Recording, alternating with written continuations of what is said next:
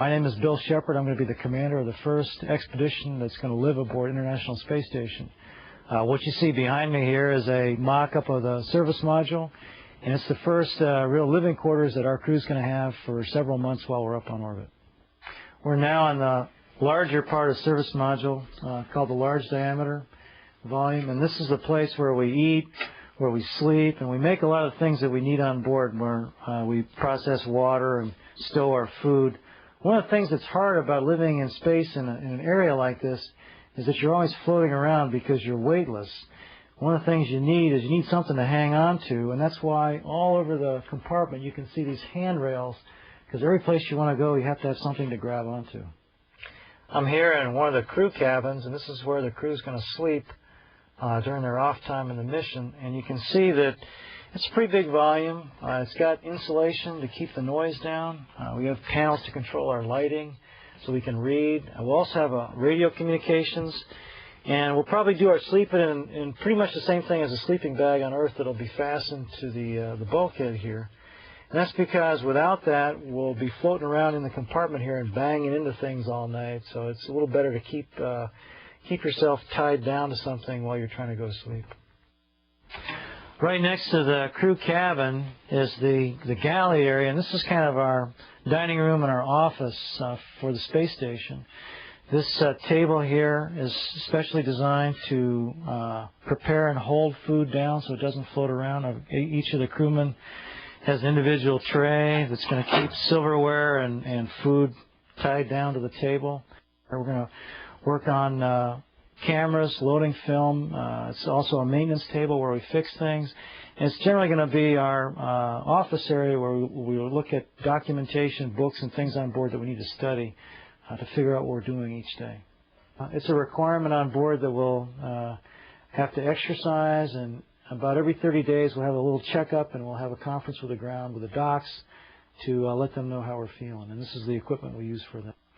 Well, we've seen a lot of what's inside the service module, but I thought some of you might be wondering, if we need to go to the bathroom, where do we go? And this is where we do it. This is the toilet, and it's much like you'd find on a camper or out in a boat. This one's a little bit different, though, because it's got airflow, and that keeps all the waste going in the right direction. We have a container below the toilet, and when we're finished, every once in a while we take these containers, put them in our cargo vehicles, and send them back to the surface of the Earth. One of the most important things about living in space is the fact that because you're weightless, the force of gravity doesn't act on your body the same way it does when you're on the Earth's surface. So you tend to get out of shape. And this is important when crews come back to the Earth after they've been in space for a while. Our mission will be 4 months, so we want to have a good opportunity on board to get exercise. And the way we're going to do that is with a treadmill. It's got 2 handles here for support to get started, and the treadmill is going to lay along the floor with a belt just like you'd have in a gym, and each crew member is going to get about an hour a day to run on it so that we can stay in shape.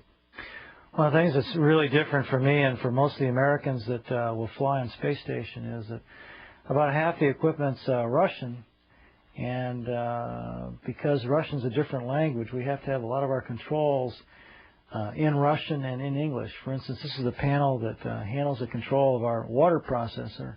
And you can see on here that there are English words and Russian words side by side.